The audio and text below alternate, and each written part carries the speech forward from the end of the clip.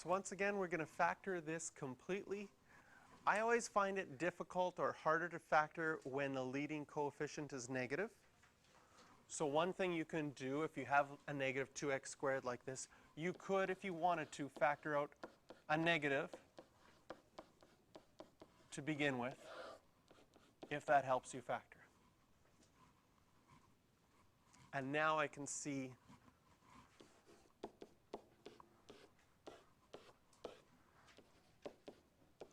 that we get 2x and x. If I have 2 and 1 here, and they're both negative, that multiplies out to give a positive 2. My outside and my inside make the negative 5x.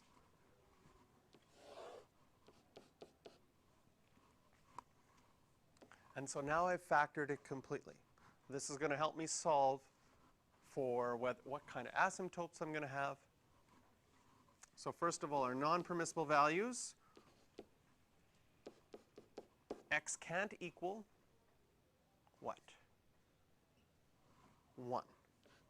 Now, is that going to be a vertical asymptote or a hole? Okay. The only way it's going to be a hole is if that would cancel out. Does that cancel out with any of the factors on top? No. So it's going to be a vertical asymptote. Should have used my abbreviation, VA, at x equals 1. So the first thing we're going to find out is vertical asymptotes and holes. Done. The next thing we're going to look for is whether or not we have oblique asymptotes or horizontal asymptotes. So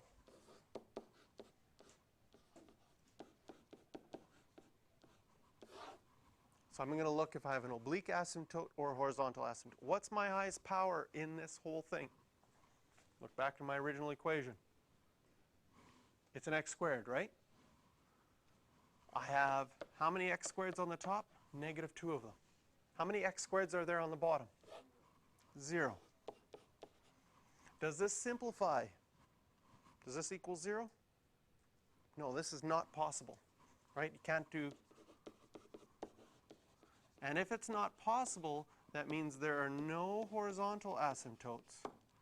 That means we're going to have an oblique asymptote. How do we find our equation for our oblique asymptote?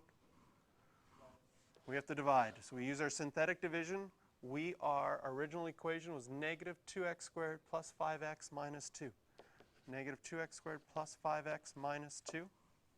We are dividing by x minus 1, so put a plus 1 outside here. Synthetic division, bring down your negative 2. Add, multiply, plus 1. So our equation of our oblique asymptote will be negative 2x plus 3. You don't have to worry about the remainder of 1.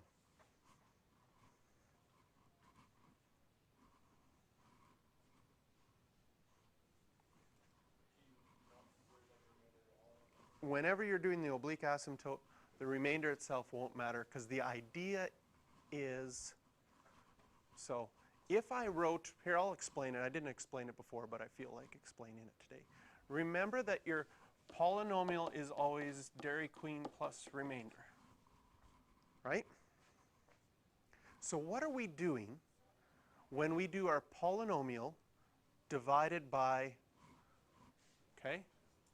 What we're doing is our polynomial here divided by our divisor. I can rewrite this equation by dividing everything by d, and I'd get polynomial equals this will equal my quotient plus my remainder also divided by my divisor. Does that make sense? If I divided everything by d, that would be the equation I get. Okay? Now my quotient is negative 2x plus 3. That's what we got as our answer. Our remainder is 1, and it still needs to be divided by x minus 1, because that's our divisor. Okay? what happens as x, because your oblique asymptotes are like horizontal asymptotes. They're what your graph goes to when x gets really, really big, either big positive numbers or big negative numbers. Okay. So what happens is x is a really big positive number, like 1,000,000. What's going to happen to this side over here? It's going to be 0. Because 1 divided by 1,000,000 is going to be close to 0. Can you see if your remainder was 5? It'd still be close to 0. If your remainder was 7,000, it'd still be close to 0. That's why it doesn't matter what that remainder is, because as x gets really, really big, that part of that equation gets close to 0, and what are you left with? Just the negative 2x plus 3. It's going to get really close to that line. So now we found our oblique asymptote. We've got our vertical asymptote. All we have left to do is say, let's see if we have any intercepts here. Do we have any x-intercepts? Well, that would be when the top of our fraction is equal to 0. Can you see that the top of our fraction is equal to 0 at 2 and at 1/2? So x equals 2 and x equals 1/2. Again, that comes from the factored part and where the numerator is equal to 0. For your y-intercept, that's usually easiest to find from your original equation and plugging in 0 for x. So if we go to our original equation, plug 0 on the top, you see you'll get negative 2 on the top. Plug 0 on the bottom, you'll get negative 1 on the bottom. Negative 2 divided by negative 1. Y equals 2 will be our y-intercept. So now we're going to put all of this together.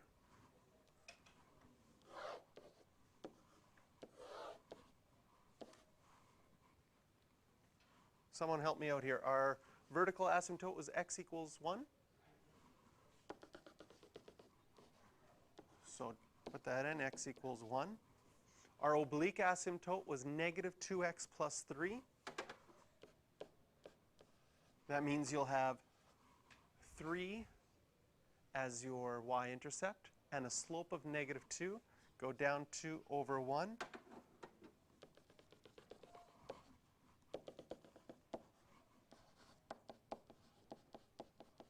Label your oblique asymptote with its equation as well.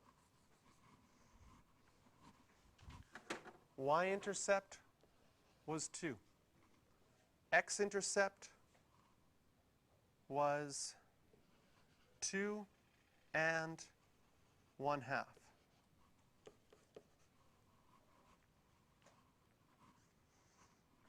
Do we have points on each side of a vertical asymptote? Yes. So we have enough information. This is going to approach our asymptotes this way. And like that. We don't need to find any other points because our intercepts were enough. Sometimes your intercepts won't be enough, and you might have to plug in a value bigger in order to figure it out. Okay? Now, just to review the concept of what happens near the asymptote, I'm going to rewrite, it was negative 2x minus 1, x minus 2, divided by x minus 1. And we're going to see what happens as it gets close to x equals 1. Do you want to come from the right side first? Should we do 1.1 first? Okay. So according to our graph says it should go up forever to positive infinity. So we should see there's a negative out in front. As I go to 1.1, can you see that this will get close to 0 but still be a positive number? If I plug in 1.1 here, can you see this will be positive? And if I plug in 1.1 here, this will be negative. So I have a negative times a positive times a negative divided by a positive. Basically, you just have to count up your negative signs. And if it's all multiplied and divided, if you have an even number, it'll be positive. If you have an odd number, it'll be negative. So here, putting all those together at 1.1, I come up with a positive number. And it does go up to infinity, positive infinity there. If I tried 0.9, can you see on the bottom, it would now be negative. But this first factor, 0.9 times 2, which is 1.8 minus 1, this is still positive. 0.9 minus 2 will still be negative. Everything else would stay the same, except now you're dividing by a negative number. That'll get to a really big negative number. And that's why the graph goes down over there. But this is one where you wouldn't need to do that, because once you have your points, your graph is going to show that asymptotic behavior, and then you just have to draw it towards the asymptotes. Okay, let me just, questions for this one is number 5. Yes.